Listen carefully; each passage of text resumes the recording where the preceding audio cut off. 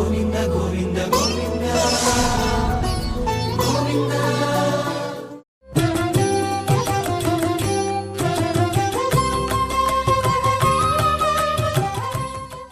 ఓం నమో వెంకటేశాయ. ఆశు కవిత వైభవాన్ని, దత్తపదుల సౌందర్యాన్ని, వర్ణనల ప్రాభవాన్ని, న్యస్తాక్షరి చందనాలని, కావ్యగాన మాధుర్యాన్ని, అప్రస్తుత చమత్కారాన్ని, నిషిద్ధాక్షరి విన్యాసాన్ని సమస్యల తోరణాలతో అలంకరించి స్వాగతించే తెలుగు పద్య గద్య సుగంధ మందార మకరంద బృందావనమే అవధానం. అవధాని ప్రజ్ఞ గుబాళించే ఈ అష్టావధానం కార్యక్రమానికి స్వాగతం. మీ కవి పండితులందరికీ శ్రీ వెంకటేశ్వర భక్తి ఛానల్ పలుకుతోంది శుభస్వాగతం.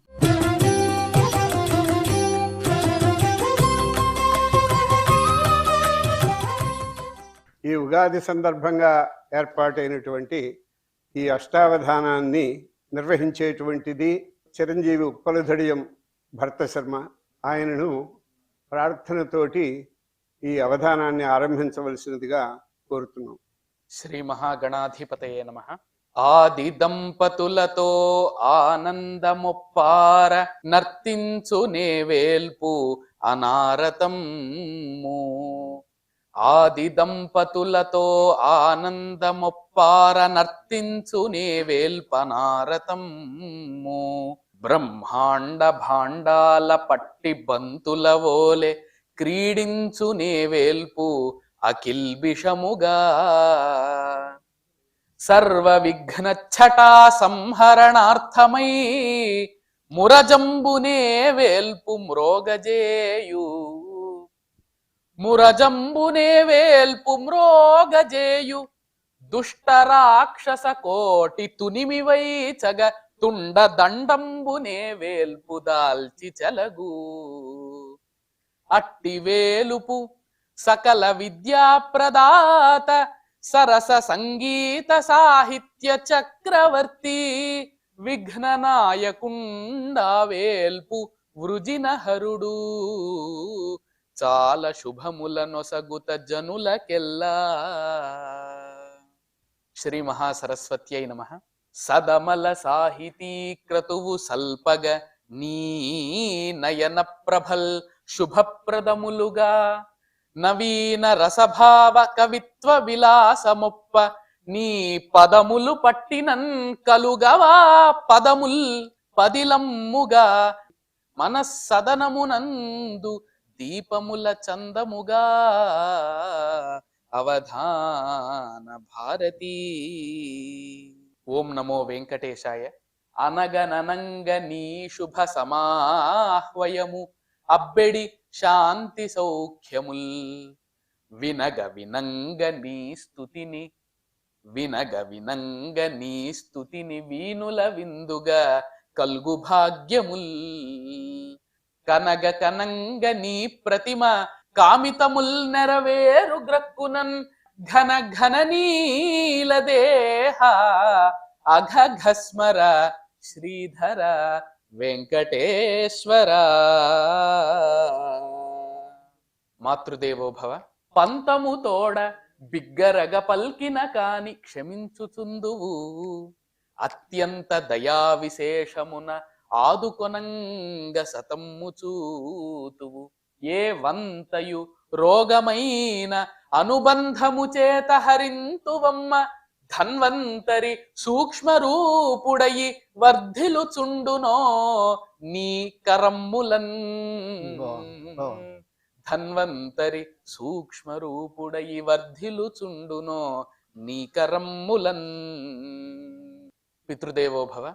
అనుచిత కార్యముల్ సలుపునత్తరి మార్గము చూపిదిద్దుచున్. జననమునాదిగా తన భుజమ్ముల మీద కుమారు మోయుచున్. వినయము లోకమర్మములు వెన్నుగ నిల్చి వచించునట్టిన జనకుని కొల్చెదన్.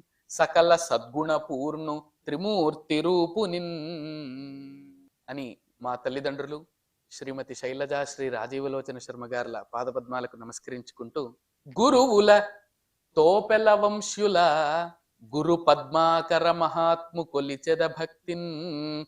మరి తల్లిదండ్రుల మ్రొక్కెద వర పృచ్ఛకులకు మదీయ వందన శతముల్ అని మా గురువర్యులు త్రిభాషా మహాసహస్రావధాని వర్యులు బ్రహ్మశ్రీ వద్దిపర్తి పద్మాకర్ గారికి, ఛందశాస్త్ర రత్నాకర బ్రహ్మశ్రీ తోపెల్ల బాలసుబ్రహ్మణ్య శర్మ గారికి నమస్కరించుకుంటూ, ఈవేళ విచ్చేసినటువంటి ప్రాశ్నిక పండితులందరికీ నమస్కరించుకుంటూ, ఈవేళ అష్టావధాన సభకు తమ సంచాలకత్వంతో ఆశీర్వదిస్తూ ఉన్నటువంటి మహానుభావులు మహామహోపాధ్యాయ ప్రాచార్య కొంపెల్ల రామసూర్యనారాయణ మహోదయుల పాదపద్మాలకు సవినయంగా ప్రణమిల్లుతూ, సంపూర్ణ సంస్కృతాంధ్రాలింప హృదం భోజు ప్రజ్వలిత వాగ్బీజున్ నింపగనాపై కరుణను కొంపెల్ల కులావతంస గురుని భజింతున్, కొంపెల్ల కులావతంస గురుని భజింతున్ అని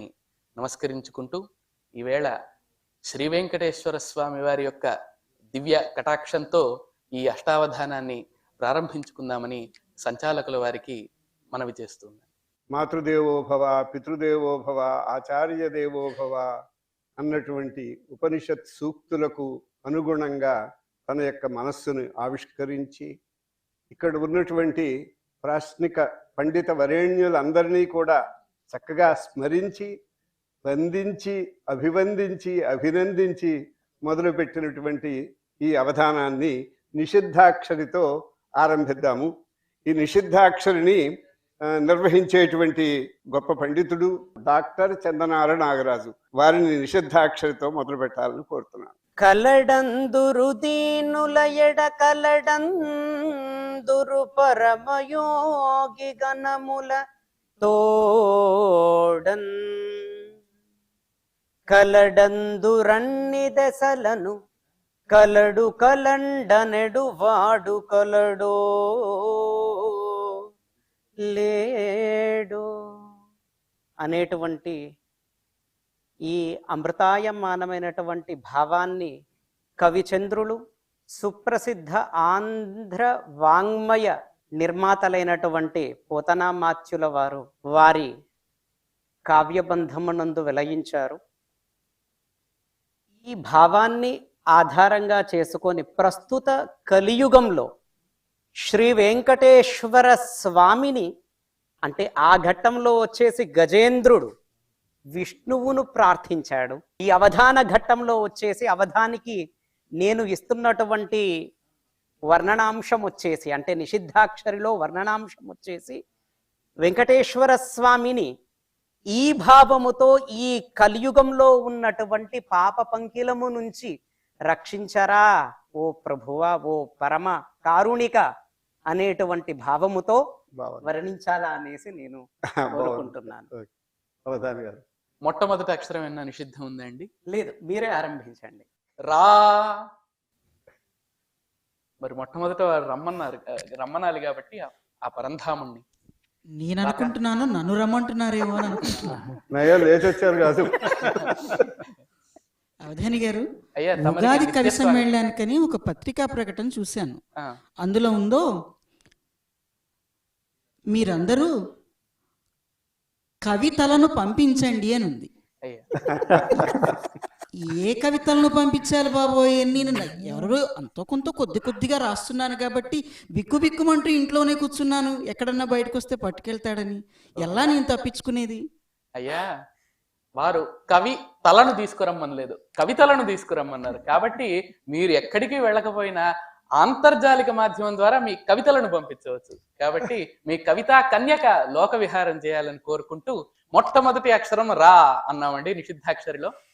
వకార నిషేధము. వా నిషేధం. లే. రా. రాలే. రాలే. ఉత్తరాక్షరాన్ని తదుపరి అక్షరాన్ని తీసుకొని వేసేయండి. వా.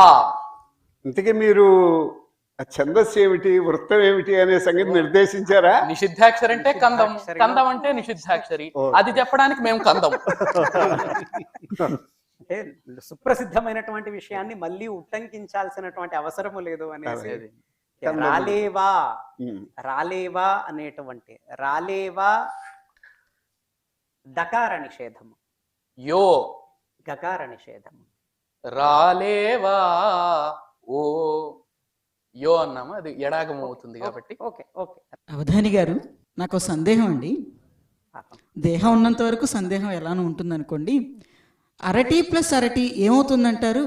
వ్యాకరణ ప్రకారం అట్టరటి కావాలి, కాకపోతే మీరు టీచర్లు కాబట్టి అరటి అరటి ఫుల్ టీ అవుతుంది అనమాట. బాగుంది. శ్రీ ధకార నిషేధం. భూ రాలేవా ఓ శ్రీ భూ, అంతటితో ఒక అక్కడికి ఒక పాదం పాదం పూర్తయింది. వారు ఏ అంశం అయితే ఇచ్చారో ఆ అంశంలో ఒక్కొక్క అక్షరాన్ని నేను చెబుతుంటే తర్వాత అక్షరాన్ని వారు ముందే పసిగట్టి దాన్ని వద్దని చెప్పగా వేరే అక్షరాన్ని వేసుకుంటూ ఆ అంశ పరంగానే పూర్తి చేయడమే ఈ నిషిద్ధాక్షరం. రాలేవా ఓ శ్రీ భూ మొదటి అక్షరం అండి, మీరే తీసుకునే స్వేచ్ఛన. అలాగే అయితే ప్రాస కూడా నాదే కాబట్టి అంతే. ఆ రెండు అక్షరాలు మీకు. పాలా రాలేవా ఓ శ్రీ భూపాల. బాగుంది, చాలా బాగుంది. వచ్చేసాడుగా చాలా వెంకటేశ్వర హాయిగా శ్రీ స్వామి. భూపాలుడు వెంకటేశ్వర వచ్చాడు. స్వామి. నకార నిషేధం. సర్వాత్మన నకార నిషేధం. భరత శర్మలో భ కకార నిషేధం. అయ్యే కకార క షకార మూర్ధన్య షకార నిషేధము. రాలేవా ఓ శ్రీ భూపాల భయ దుఃఖ. రేఫ నిషేధం. బాగుంది. మరియు ఒకవేళ రేఫర్ తీసుకుంటే ఎందుకు అనేసి దాని ఆ అవకాశాన్ని కూడా మీకు ఇవ్వద్దు అనేసి నేను నిషేధించాను. షు శుద్ధిలో షు తాళవ్య షకారం. అంతే, తాళవ్య శకారము ఉత్వయుక్త. ఉత్వయుక్తం. తర్వాత యతి నాదే కాబట్టి తీసుకునేసేయండి. శ్రీ భూపాల భయ దుఃఖ శుభ. వకార నిషేధము. వకార నిషేధం. వకార నిషేధము. ప్ర శుభ ప్ర. దకార నిషేధము. అంతే. తి శుభ ప్రతి. ప్రతి. పకార నిషేధం. పరమేశ్వరుడిలో ప. ప. అలాగే లీఢములో లీ, లీలలో లీ. శుభ ప్రతి లీలా రాలేవా ఓ శ్రీ భూపాల భయ దుఃఖ శుభ ప్రతి లీలా అని మొదటి రెండు పాదాలు నిషిద్ధాక్షరి. పరిపూర్ణమయ్యాయి. కాబట్టి ఆ ఓ శ్రీ భూపాల, లక్ష్మీదేవిని భూదేవిని పాలించే ఓ వెంకటేశ్వర, భయాన్ని దుఃఖాన్ని పోగొట్టేటటువంటి నీవు, శుభమ్ములతో కూడినటువంటి ప్రతి లీలా కలిగినటువంటి నీవు రాలేవా మమ్మల్ని కాపాడడానికి అని ప్రపన్న హృదయంతో ఆ స్వామివారిని వారు చెప్పిన భావానికి అనుగుణంగా వేడుకుంటూ చాలా అవలీలగా ఈ రెండు పాదాలని కూడా పూర్తి చేశారు. ఇప్పుడు సమస్య డాక్టర్ నందన భట్. అయ్యా అవధాని గారు, అయ్యా మీరు ఏ సమస్యనైనా అలా తీర్చేస్తారు అని చాలా ప్రసిద్ధి. స్వామి కృప.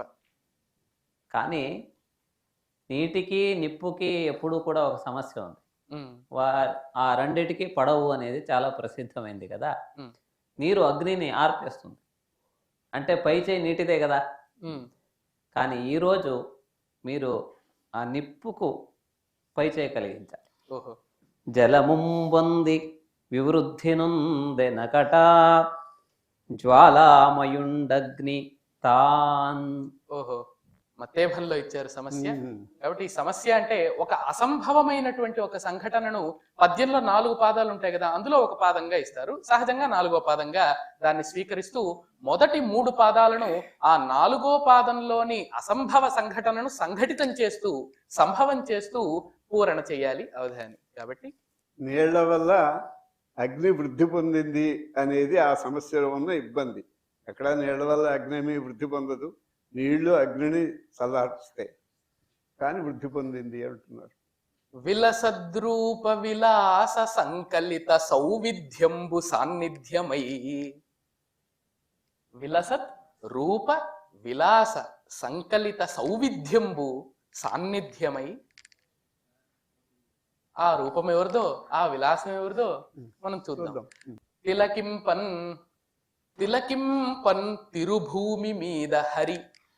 ఆ వైకుంఠం నుంచి కూడా విరక్తి చెంది అమ్మవారి ఇక్కడ ఉండంగా ఇక్కడికి వచ్చారట. వచ్చి ఈ తిరుభూమి మీద ఒక అత్యంత రూప వైభవాన్ని సౌందర్య విలాసాన్ని చూశారట. విలసద్రూప విలాస సంకలిత సౌవిధ్యంబు సాన్నిధ్యమై తిలకింపన్ తిరుభూమిపై హరి రమాతి ప్రీత చేతస్కుడై అన్నాం. తిలకింపన్ తిరుభూమిపై హరి రమాతి ప్రీత చేతస్కుడై.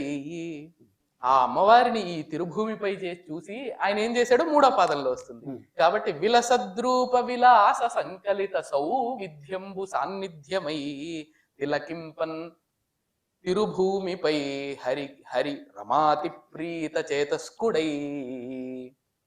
2 పాదాలు ఇంతటితో పూర్తయ్యాయి. దత్తపది ఆచార్య సచ్చిదానందమూర్తి గారు సుందర సుస్థిర శుభకర సోదర. సోదర అని ఎందుకు అన్నామంటే మీరు మా సోదరులాగా ఉన్నారు కాబట్టి సోదర అని అన్నాము, అన్యథా భావించద్దు. అయ్యాయి. సుందర సుస్థిర శుభకర సోదర ఈ 4 పదాలు తీసుకొని మన భారతీయ జ్ఞాన పరంపర గొప్పతనాన్ని తెలియచేయవలసిందిగా వృత్తం మీ చిత్తం. తప్పకుండా అండి. సుందర, సుస్థిర, శుభకర, సోదర ఈ 4 పదాలతో భారతీయ జ్ఞాన పరంపరా వైభవాన్ని వర్ణించమన్నారు దత్తపది ప్రాశ్నికులు. శ్రీమత్ సుందర సంస్కృతాక్షర కళార్చి పుంజమై.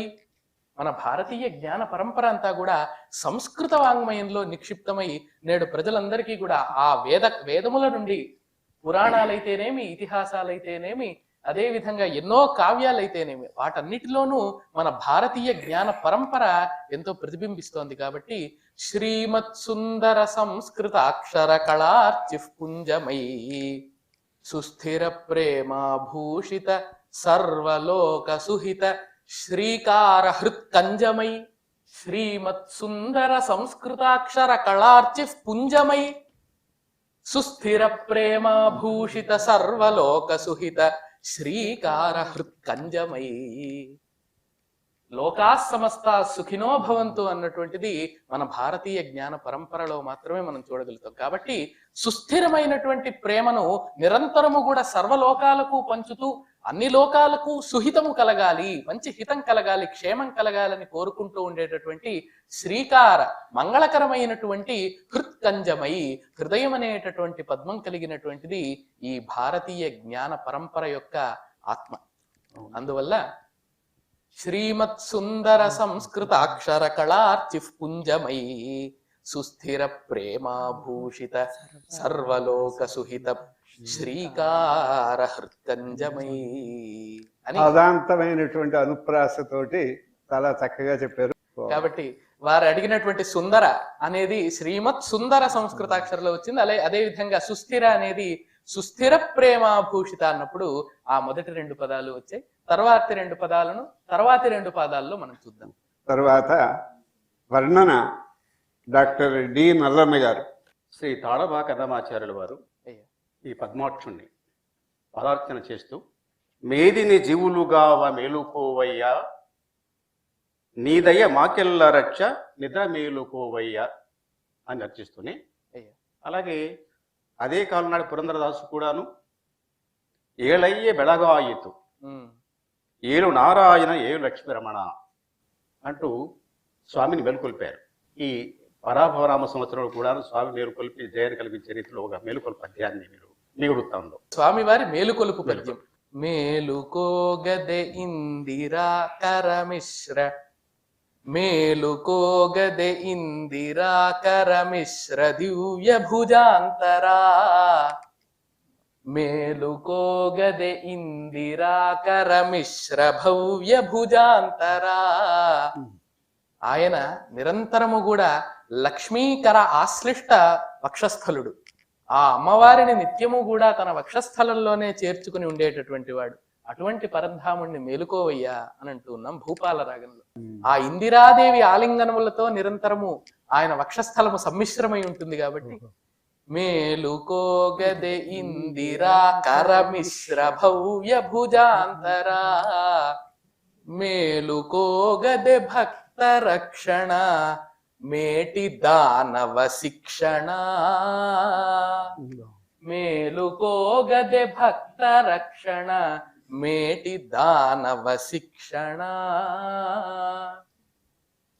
అని మేలుకొలుపులో సగభాగం మేలుకున్నాం. మిగిలిన సగభాగం కాసేపు పడుతుంది. మేలుకోగదె ఇందిరాకర మిశ్ర భవ్య భుజాంతరా, మేలుకోగదె భక్త రక్షణ మేటి దానవ శిక్షణ అని వర్ణనం ఇస్తూ ఇప్పుడు న్యస్తాక్షరి ఆచార్య లలితారాణి గారు. అవధాని మహోదయ, మొదటి పాదం మొదటి అక్షరం నా, రెండవ పాదం నాలుగవ అక్షరం రా, మూడవ పాదం ఏడవ అక్షరం యా, నాలుగవ పాదం ఎనిమిదవ అక్షరం ని. మహిళా సాధికారతని నేను చెప్తూ ఉంటానని అందరికీ తెలుసు. ఈ పరాభవ నామ సంవత్సరం మన ప్రథమ మహిళ ద్రౌపది ముర్ము గారికి శుభం శ్రేయస్సు కలగాలని ఉత్పలమాలలో మొట్టమొదటి అక్షరం మొదటి పాదంలో నా, రెండవ పాదంలో నాలుగవ అక్షరం రా, రా దీర్ఘమే మళ్ళీ అంతేగా రా, మూడవ పాదం ఏడవ అక్షరం యా, నాలుగవ పాదం ఎనిమిదవ అక్షరం ని. అంటే ప్రవర్గ పంచమాక్షరం నారాయణి. మొట్టమొదటి అక్షరం నా అన్నారు కాబట్టి నారివే నీవు దౌష్ట్యపు జనముల దృంచెడి వింటి నారివే. అయ్యా చెప్పండి. 7 లోకాల రేడు ఏడుకొండల స్వామి దర్శనానికి వందల వేలాది కిలోమీటర్ల నుంచి వచ్చి స్వామివారిని అలా అలా దర్శించుకుంటూ స్వామివారిని చూస్తూ గోవింద అని కళ్ళు మూసుకునే లేపు ఆ పక్కకు వచ్చేస్తుంటాం. ఇంకొంతసేపు చూస్తే బాగుండు కదా అని అనిపిస్తుంది. కానీ లక్షలాది మంది వచ్చేటప్పుడు తప్పదు అలా. దీనికి ఏమన్నా ఓదార్చేది ఏమన్నా ఉంటుందంటారా? ఓదార్పు అయ్యా, మనకు స్వామివారి సుప్రభాతంలో శ్లోకం ఉంది. అక్కడ దేవతలందరూ కూడా స్వామివారి దర్శనానికి వస్తే విశ్వక్సేనుల వారు తమ వేత్రాన్ని తీసుకొని వాళ్ళ తల మీద అలా అని వాళ్ళను పక్కకు దోస్తాడట ఒక దెబ్బ కొట్టి. దేవతలనే ఆయన కొడుతూ ఉంటే మనల్ని కేవలం తోస్తూ ఉన్నారు అంతే కదండి, అది మేలే కదా. కాబట్టి అంతకంటే ఓదార్పు ఏం కావాలి? అంటే ఇందులోని అంతరార్థం చూడండి. ఆ స్వామివారు దేవతల కంటే కూడా ముందుగా ఈ భక్తులు ఎంతో దూరం నుంచి నా కోసం ప్రార్థించడానికి వచ్చారు, వీళ్లకు నేను మొట్టమొదటి దర్శనం ఇవ్వాలి అని చెప్పే వారిని అలా పక్కన పెట్టి దేవతలను ఈ భక్తులకు మొట్టమొదటి ప్రాధాన్యాన్ని ఇస్తున్నారు. అది ఇందులో అంతరార్థం. బాగుంది. న్యస్తాక్షరిలో ఒక పాదం చెప్పాం, నారివే నీవు దౌష్ట్యపు జనముల పాలిటి వింటి నారివే. అదే విధంగా రెండవ పాదంలో నాలుగవ అక్షరం రా అన్నారు. భూరి పరాక్రమంబు అన్నప్పుడు నాలుగవ అక్షరం రా. నిజ భూషణమై ధరించుచుంటివే, భూరి పరాక్రమము నిజ భూషణమై ధరించుచుంటివే నారివే నీవు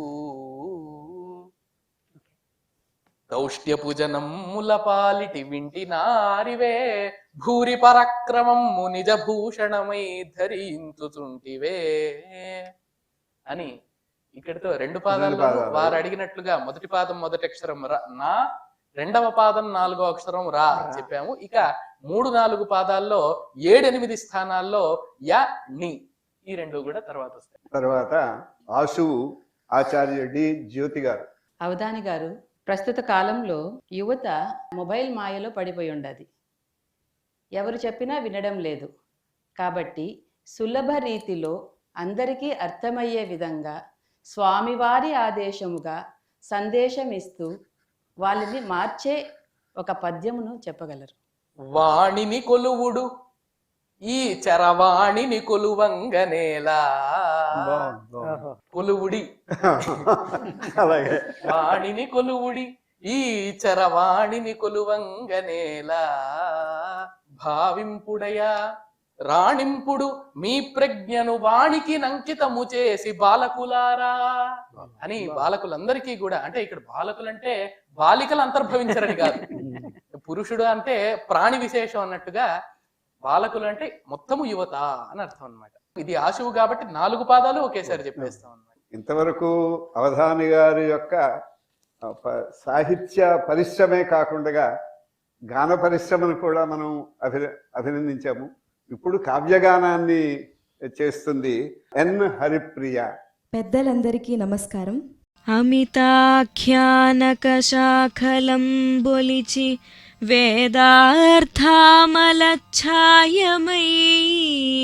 సుమహావర్గచతుష్కపుష్పవితతిన్ శోభిల్లి కృష్ణార్జునోత్తమ నానాగుణకీర్తనార్థఫలమై ద్వైపాయనోద్యానజాత మహాభారత పారిజాతమరున్ ధాత్రీ సురప్రార్థ్యమై.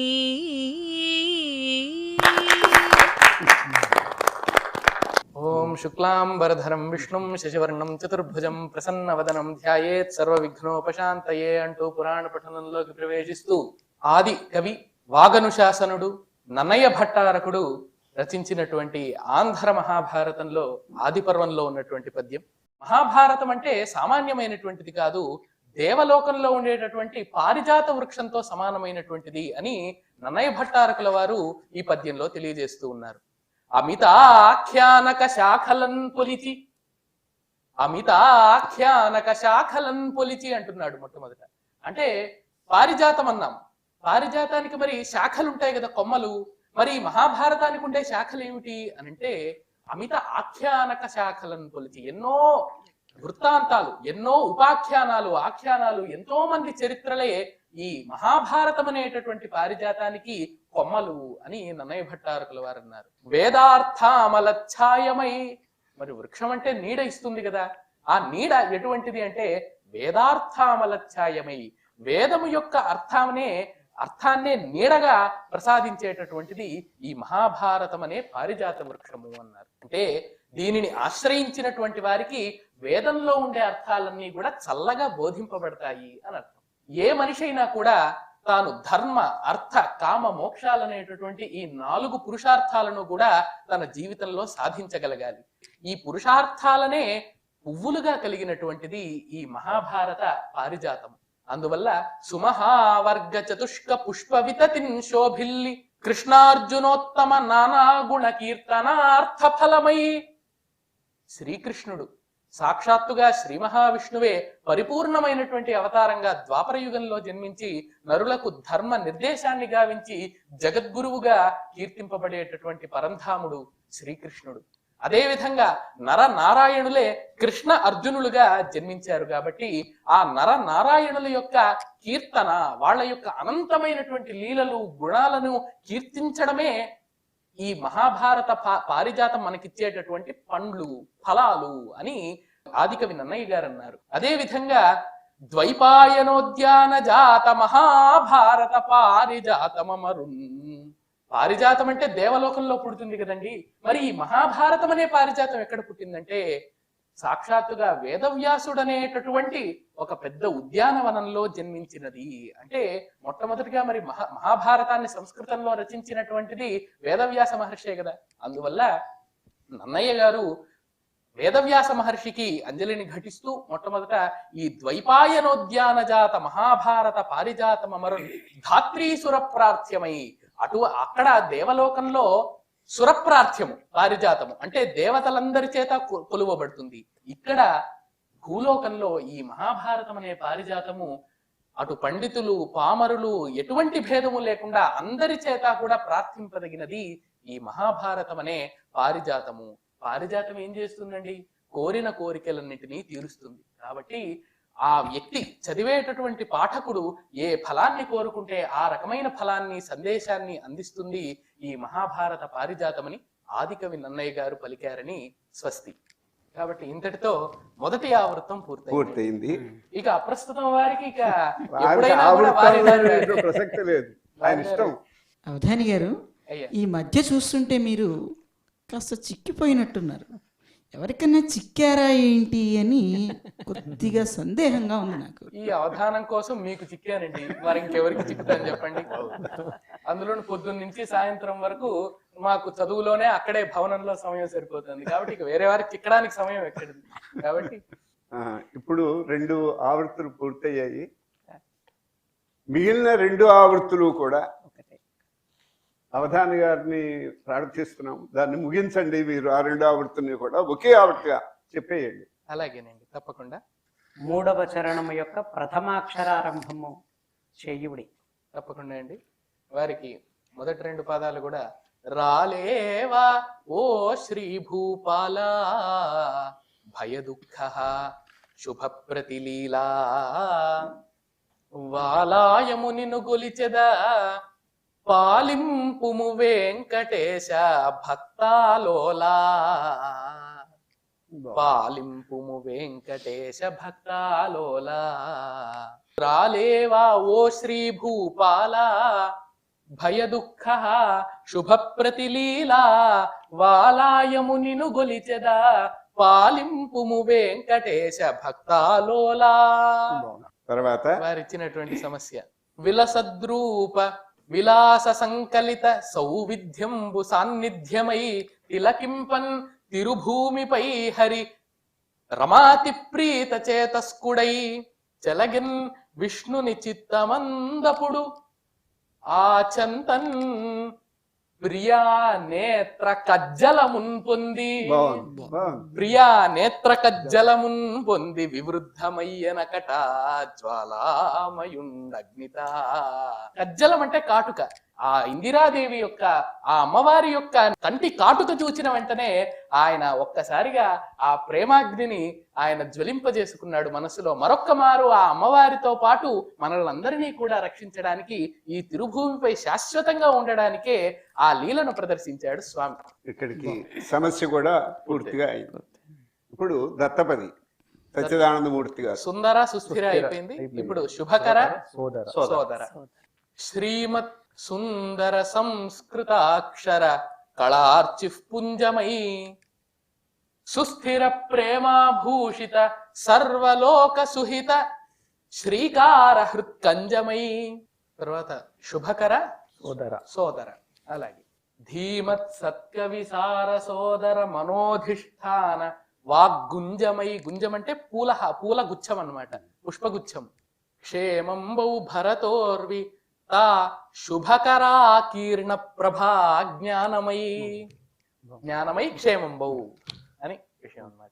శ్రీమత్ సుందర సంస్కృతాక్షర కళార్చి పుంజమై సుస్థిర ప్రేమాభూషిత సర్వలోక సుహిత శ్రీకార హృత్కంజమై.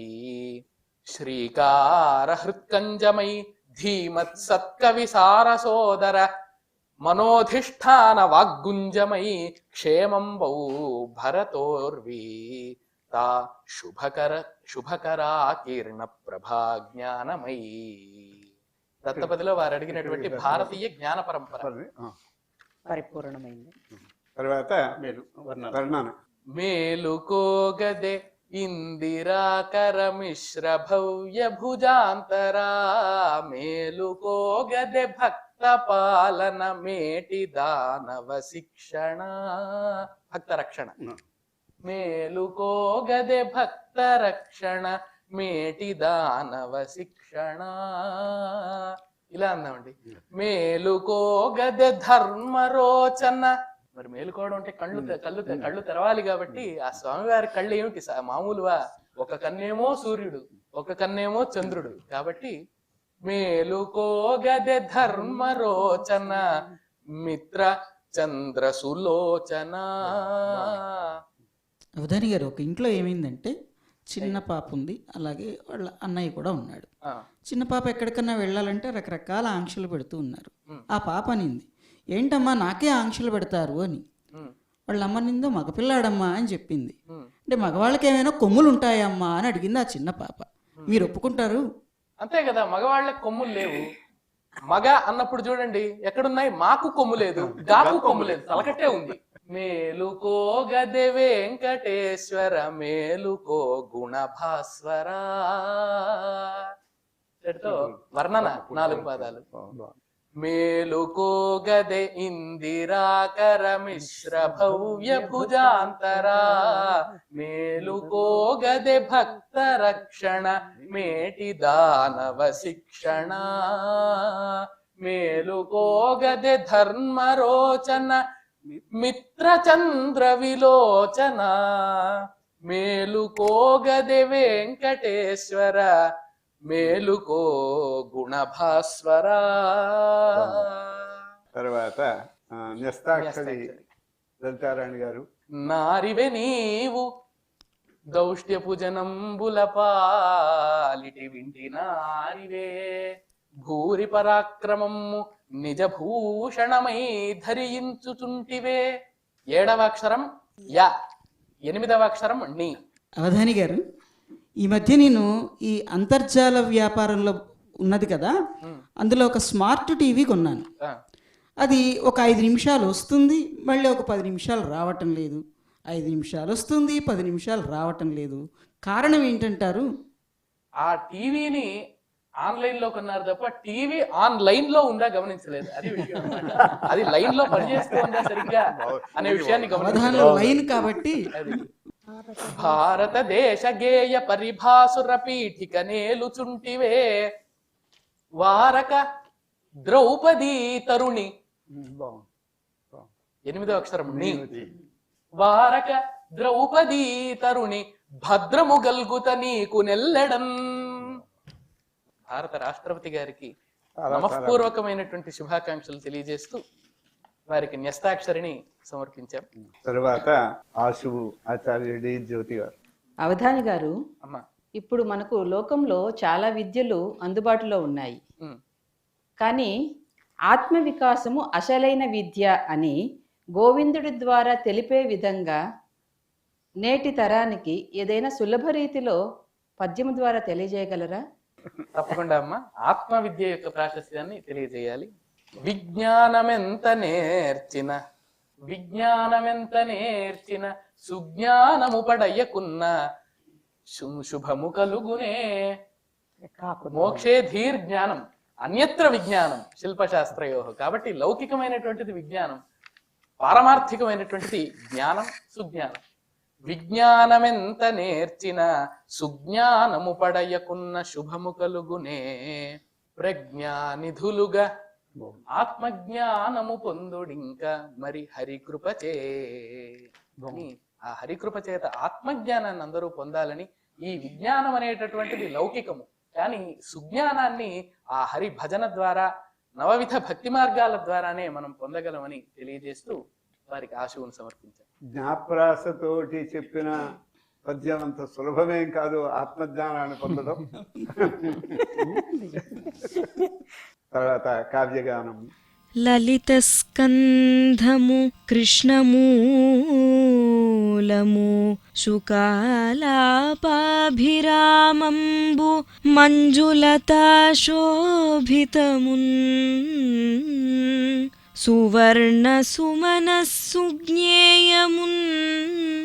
సుందరోజ్వల వృత్తంబు మహాఫలంబు విమల వ్యాసాలవాలంబునై వెలయున్ భాగవతాఖ్య కల్పతరూర్విన్ సద్విజశ్రేయమై.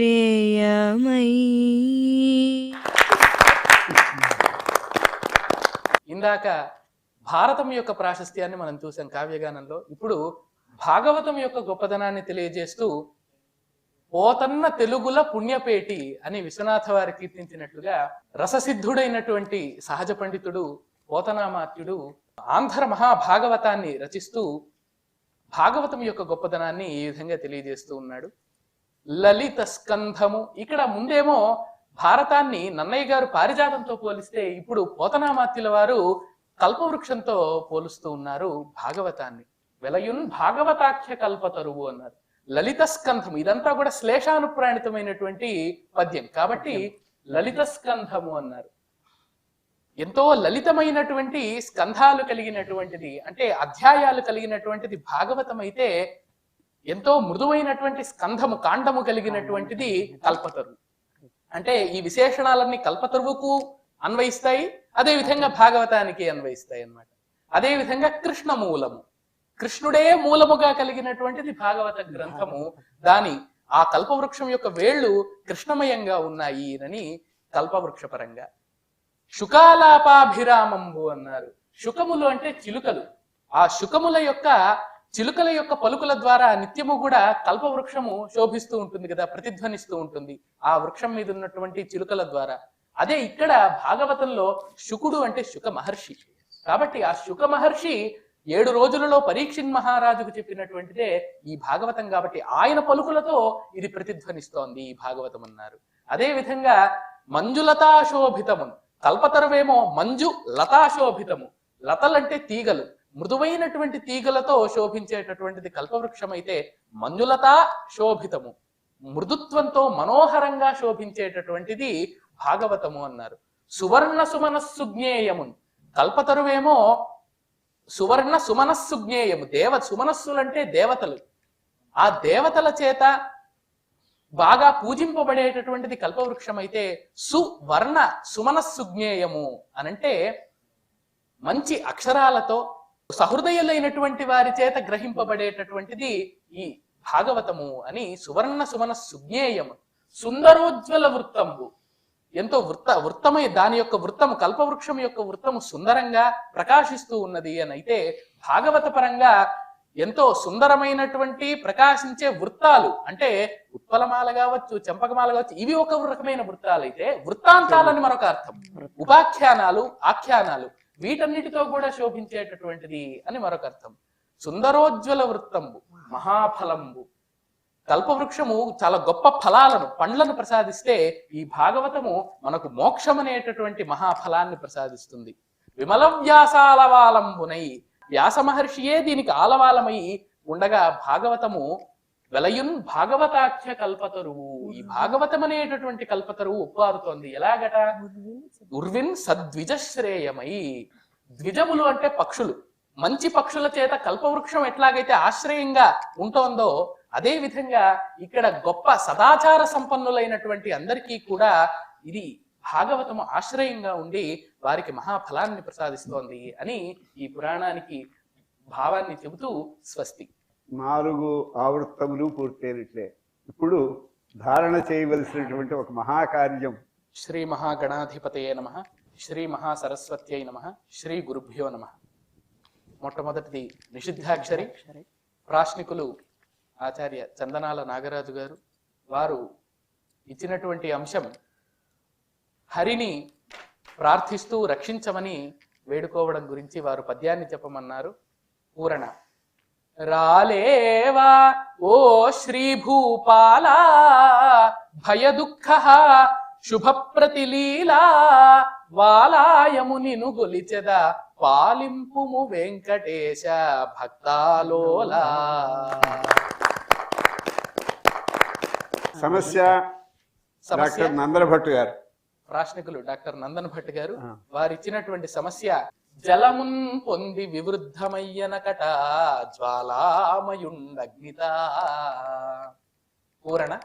విలసద్రూప విలాస సంకలిత సౌవిధ్యంబు సాన్నిధ్యమై తిలకింపన్ తిరుభూమిపై హరి, రమాతి ప్రీత చేతస్కుడై చలగెన్ విష్ణుని చిత్తమందపుడు నా చెంతన్, ప్రియా నేత్ర కజ్జలమున్ పొంది వివృద్ధమయ్యనకట జ్వాలామయుండగ్నిత అని సమస్యను. ప్రియానేత్ర కజ్జలము బాగుంది, జలాన్ని కజ్జలం చేసేసారు. తర్వాత దత్తపది ఆచార్య సచ్చిదానందమూర్తి గారు వారిచ్చినటువంటి 4 పదాలు సుందర, సుస్థిర, శుభకర, సోదర. ఈ 4 పదాలు ఇచ్చి భారతీయ జ్ఞాన పరంపర యొక్క వైభవాన్ని వారు తెలియజేయమన్నారు. పూరణ. శ్రీమత్ సుందర సంస్కృతాక్షర కళార్చి పుంజమై, శ్రీమత్ సుందర సంస్కృతాక్షర కళార్చి పుంజమై, సుస్థిర ప్రేమాభూషిత సర్వలోక సుహిత శ్రీకార హృత్కంజమై, ధీమత్ సత్కవిసార సోదర మనోధిష్ఠాన వాగ్గుంజమై, క్షేమంబౌ భరతోర్వి తా శుభకరా కీర్ణ ప్రభాజ్ఞానమై. తదుపరి వర్ణన. ఆచార్య నల్లన్న గారు ప్రాశ్నికులు. వారు స్వామివారి మేలుకొలుపు పద్యాన్ని చెప్పమని అన్నారు. వారికి మత్తకోకిల్లో పూరించడం జరిగింది.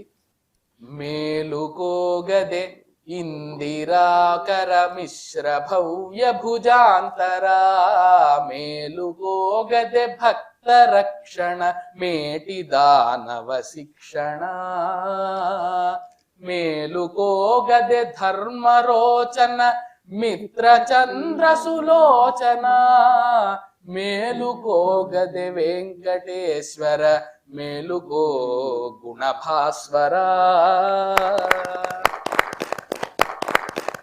ఇక చివరి ధారణాంశం న్యస్తాక్షరి.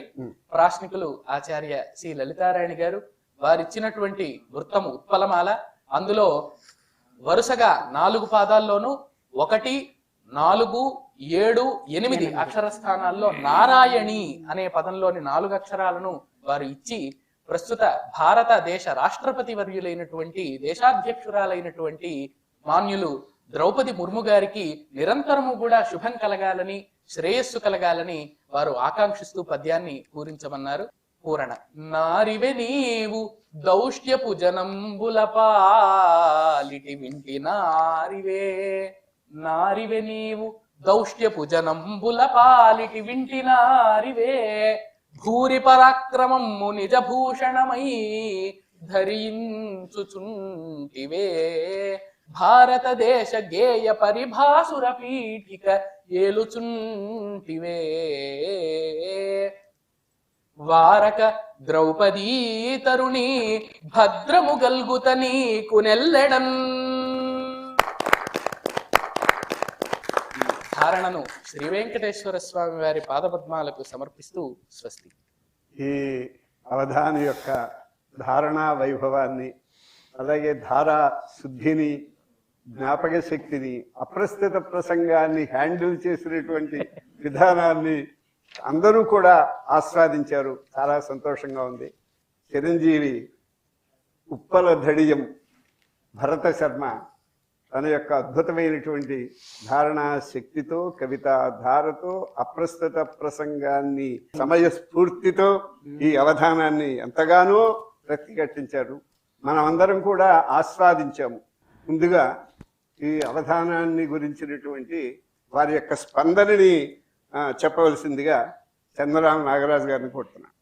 భరత శర్మ అనేటువంటి ఈ దివ్యమైనటువంటి జ్ఞానపుంజమునందు విలసిల్లుచున్నటువంటి ఆ భారతీ మాతృమూర్తిని ప్రణమిల్లుచు తనకు ఉత్తరోత్తర ఈ విధమైనటువంటి మంగళ పరంపరలు నిరంతరాయంగా కలగాలనేసి నేను మనస్ఫూర్తిగా కోరుకొనుచున్నాను. సమస్య ప్రాశ్నికులు డాక్టర్ నందరభట్టు తమ యొక్క స్పందనని తెలియజేస్తారు. అవధాన కళ అనేది చాలా అద్భుతమైన కళ. భరతం అనే ఒక మాట ఉంది. సముద్రం ఉప్పొంగడం అన్నమాట. పర్వకాలం అంటారు. అంటే పౌర్ణిమ నాడు సముద్రం ఉప్పొంగుతుంది. ఆ విధంగా భరతం వచ్చింది భరత శర్మ గారి వలన. ఈ అవధానం అద్భుతం. ఇప్పుడు దత్తపది ప్రాశ్నికులు ఆచార్య సచ్చిదానందమూర్తి గారు తమ స్పందనని తెలియజేస్తారు. అవధానం అంటే విషయ భారం, వివేచన సారం, విద్యున్మయ చమత్కారం. ఇదే అవధానం. ఇంత అద్భుతమైనటువంటి ఆ విషయ భారం, వివేచన సారం, విద్యున్మయ చమత్కారం ఇప్పుడు పిట్ట కొంచెం కూత ఘనం అంటాం. అది భరత్ శర్మను చూసి మనందరం అంగీకరించాల్సిందే. వారి అవధానంలో నిజంగా ఎంత అద్భుతం. ధారాధారణ యోగం, ధారణమే ప్రధానం అన్నట్టు వారి ధార కానివ్వండి, వారి ధారణ కానివ్వండి మనం ప్రత్యక్షంగా వీక్షించాం. ఇతోభివృద్ధిగా మన భారతీయ జ్ఞాన పరంపరలో ఈ అవధానం అనే కళ కూడా ఒక అంతర్భాగం ఉంది. సో భగవద్గీత ఈ భారతీయ జ్ఞాన పరంపర భరత్ శర్మ ద్వారా ఇతోభి అభివృద్ధి కావాలని కోరుకుంటూ డాక్టర్ నల్లన గారు తన యొక్క స్పందనని తెలియజేస్తారు. తెలుగు సాహిత్యంలో అవధానం విశిష్టమైన ప్రక్రియ. అలాంటి విశిష్ట ప్రక్రియలో అనతి కాలంలోనే, అతి చిన్న వయసులోనే యావత్ ఆంధ్రదేశమంతా కూడాను అవధాన విద్యలో రాణించినటువంటి చిరంజీవి భరత శర్మ వీరు అనేక మంది యువకులకు ఆదర్శప్రాయుడు కావాలని, మరెన్నో ఇలాంటి అవధానం చేయాలని ఆకాంక్షిస్తూ ఇప్పుడు న్యస్తాక్షరి ప్రాశ్నికురాలు ఆచార్య లలితారాయణ గారు తమ యొక్క స్పందనని తెలియజేస్తారు. చిత్త ఏకాగ్రత అవధానం అంటారు. ధారణ విషయంలో ఇందాక అధ్యక్షుల వారు చెప్పినట్టు నేతికృత నియమరహితాం హలదైకమయీం అనన్య పరతంత్రాం నవరస రుచిరాం భారతి జయతు ఇది మమటాచార్య ఉక్తిరీత్యా ఆయుష్మాన్ భరత శర్మ వర్ధతాం అభివర్ధతాం. ఆశుప్రాశ్నికురాలు ఆచార్య డి జ్యోతి గారు తమ యొక్క స్పందన తెలియజేస్తారు.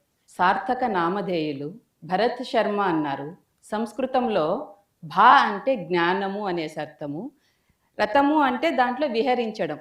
అందరూ మొబైల్ మాయల్లో విహరిస్తూ ఉంటే ఈ బాలుడు జ్ఞానములో విహరిస్తూ ఉన్నాడు. బాలుడు చిన్నవాడు, భా జ్ఞానము మాత్రం చాలా పెద్దది.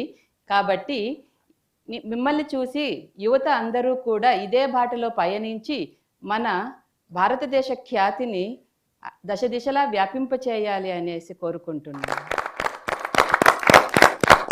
ఇప్పుడు అప్రస్తుత ప్రసంగం ప్రాశ్నికులు డాక్టర్ గంగిశెట్టి లక్ష్మీనారాయణ గారు అవధానం మీద తమ యొక్క స్పందనని తెలియజేస్తారు. అవధాని గారు చక్కని చిక్కని పదహారణాల తెలుగుతనంతో, తెలుగుదనంతో, తెలుగు ధనంతో చక్కటి ఉగాది ప్రసాదంగా ఈ అవధానాన్ని మీరు నిర్వహించారు. గోవులను, భూమిని, వేదవాణిని ఆనందింపచేసేటువంటి స్వామి ఆ గోవిందుడు. అంతేకాదు ఆ స్వామిని నమ్ముకొని గో ఎక్కడికి వెళ్ళినా విన్ విజయాన్ని పొంది మళ్ళీ దా గోవిందా అని మనం అందరం నమ్మేటువంటి ఆ గోవిందుడు మీకు ఎల్ల వేళలా కూడాను ఈ అవధాన విద్యా వైభవాన్ని వర్ధింపచేయాలని త్రికరణ శుద్ధితో ప్రార్థిస్తున్నాను స్వామివారిని. చాలా చక్కగా ఉంది. కావ్యగాన ప్రాశ్నికులు చిరంజీవి ఎం హరిప్రియ తమ యొక్క స్పందనను తెలియజేస్తారు. తెలుగు భాష స్వరహారం అవధానం, తెలుగువాణి సౌరభమీ అవధానం.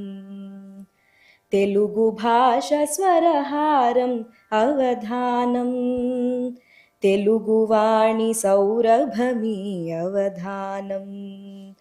తెలుగు నేల సుమగంధం అవధానం, తెలుగు వారి సొంతమీ అవధానం.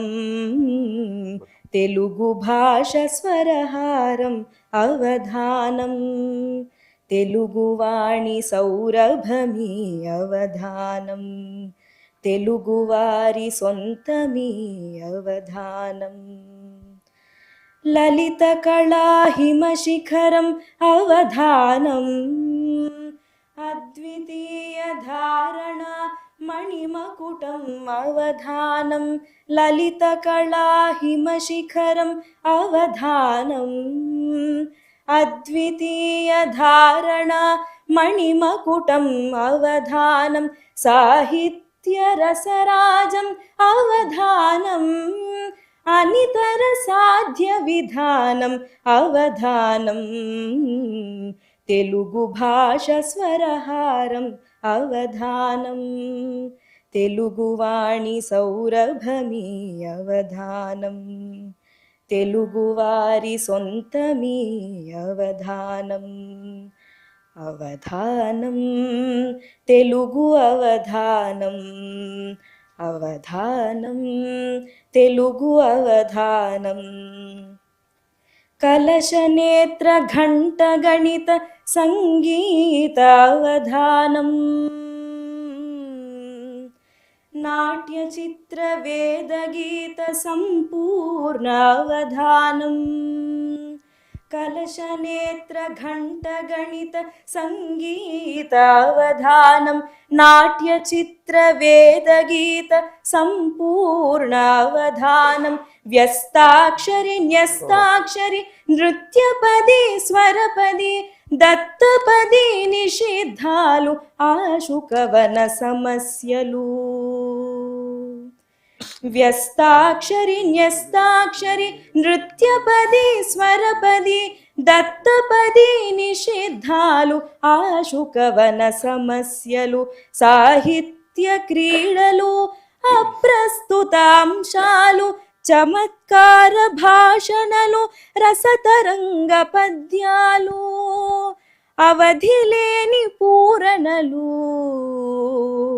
తెలుగు భాష స్వరహారం అవధానం తెలుగువాణి సౌరభమీ అవధానం తెలుగువారి సొంతమీ అవధానం అవధానం తెలుగు అవధానం అవధానం తెలుగు అవధానం తెలుగు అవధానం తెలుగు అవధానం.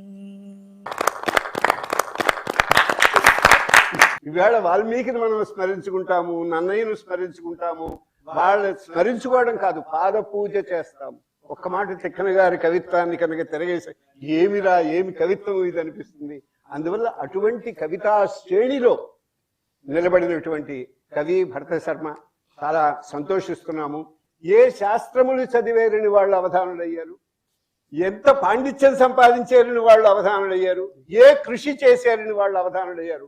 కాదు కాదు కాదు, జన్మాంతరీయమైనటువంటి సంస్కారం ఏదో ఘనంగా ఉంది. లేకపోతే ఇంత అద్భుతమైనటువంటి కవిత్వము కానీ అవధానము కానీ పుట్టుకతోటే రాదు. జన్మాంతరీయమైన అద్భుతమైన సంస్కారం కలిగినటువంటి ఈ వ్యక్తిని, భరత శర్మని పునఃపునః ఘనముగా దీవిస్తూ వీక్షించారు కదా భరత శర్మ అష్టావధానాన్ని. మరొక పర్వదినంలో మరొక అవధానంతో మనందరము కలుసుకుందాము. ఓం నమో వెంకటేశాయ.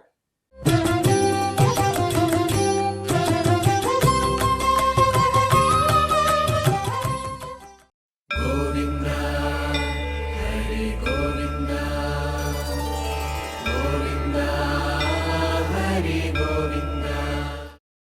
ఓం నమో నారాయణాయ.